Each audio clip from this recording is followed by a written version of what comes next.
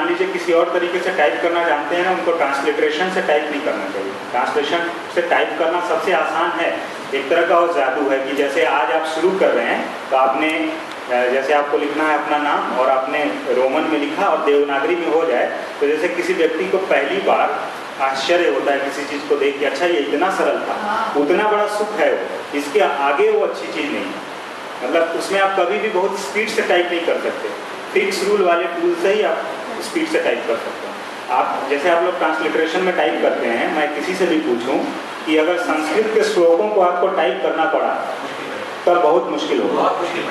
और इनफैक्ट अगर हो सकता है कुछ पॉपुलर श्लोकों को टाइप भी कर लें, लेकिन अगर जैसे संस्कृत का तो रूल होता है ना कि कोई ढेर सारे शब्दों को मिला के एक शब्द लिख सकते हैं। एक श्लोक में अगर एक लाइन है वो सब संधि से जुड़ सकते हैं। अगर आप जोड़ करके उस रूप में लिखना चाहें तो क्या आप लिख सकते हैं गूगल ट्रांसलिटरेशन से? कोई भी ट्रांसलिटरेशन टूल से नहीं लिख सकते। इसीलिए मैं यही कहूँगा कि अगर थोड़ा सा एक 10 दिन 5 दिन लगेगा, लेकिन आपको कोई फिक्स रूल का सॉफ्टवेयर यूज करना है। ट्रांसलिटरेशन का भी करें ना तो fix rule based transliteration tool, जैसे पूर्णिमा जी जानती भी हैं और उन्होंने काफ़ी उसके लिए प्रचार भी किया। एक बराह नाम का टूल है, वो फिक्स रूल का ट्रांसलिटरेशन मतलब मेथड से लिखा जाता है। उसमें ये होगा कि ऐसा नहीं होगा कि मुझे अगर अपना नाम शैलेश लिखना है तो SHAILESH ही लिखूंगा तभी वो लिखेगा। ऐसा नहीं होगा कि SH लिखा उसके बाद A लिख दिया, L लिख दिया, E लिख दिया, SH लिख दिया तभी शैलेश बना दे रहा है। इसका मतलब कि उसके में कोई फिक्स रूल नहीं है ट्रांसलिटरेशन का। तो एक चीज़ तो ये ध्यान रखिए कि ट्रांसलिटरेशन टूल में कोई fix rule based transliteration tool लीजिए, या कोशिश ये करिए कि ट्रांसलिटरेशन बेस्ड टूल हो ही ना। जैसे जो लोग कभी कृतिदेव में टाइप किए होंगे, सरकारी कार्यालयों में जिन लोगों ने काम किया होगा उनको कृतिदेव के बारे में मालूम होगा, तो रेमिंगटन लेआउट का इस्तेमाल उसमें होता है। उसके भी टूल आते हैं बहुत सारे। यही माइक्रोसॉफ्ट का इंडिक IME नाम का टूल है जो सभी ऑपरेटिंग सिस्टमों पे चलता है, तो उसके भी फिक्स रूल हैं, करना उसमें बहुत आसान है। 1-8% का चेंज होता है, जैसे आप कृतिदेव में करते थे वैसे ही आप उसमें भी करेंगे और आपका वो हो जाएगा। अच्छा, यहाँ पे स्लाइड की सुविधा है क्या? लेकिन मेरे पास स्लाइड है, मतलब हमें मालूम नहीं था कि यहाँ पे पावर पॉइंट था मेरे पास, लेकिन मैं लेके नहीं आया।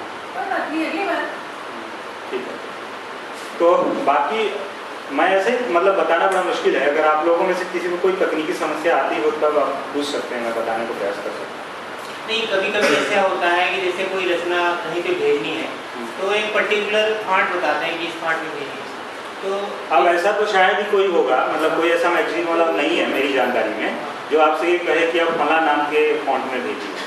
अमूमन लोग ये कहते हैं या तो यूनिकोड या कोई और फॉन्ट लिखते हैं जो उनको इस्तेमाल करते हैं। जैसे मान लीजिए कोई पत्रिका छपती है वॉकमैन चाणक्य में, तो आपसे ये कहेगा कि आप यूनिकोड या वॉकमैन चाणक्य में भेजिए। इसलिए वो ऐसा कहता है कि अल्टीमेटली उसको छापना तो वॉकमैन चाणक्य में है, लेकिन यूनिकोड से वॉकमैन चाणक्य नाम का कन्वर्टर उसके पास उपलब्ध है। आप इन दो के अलावा किसी और में भेजेंगे तो समस्या होगी। लेकिन आप सभी लोग क्योंकि फेसबुक पे, ब्लॉग पे, अभिव्यक्ति अनुभूति पे लिखते हैं, इसका मतलब कि आप लोग यूनिकोड से सुपरिचित हैं और यूनिकोड में ही टाइप करते हैं। आप नहीं भी जानते होंगे तब भी आप यूनिकोड में टाइप करते हैं। जो मंगल फॉन्ट है उसका डिफॉल्ट फॉन्ट आप यूनिकोड में टाइप करते हैं। तो आप लोगों के सामने ये इश्यू आएगा ही नहीं कभी मेरे ख्याल से। एक गौरव आता कि अभी सबमिट कर रहे थे, हाँ, तो उन्होंने कहा कि देवनागरी में भेजें, तो देवनागरी का मतलब यही देवनागरी का होता है यूनिकोड में। हाँ, यही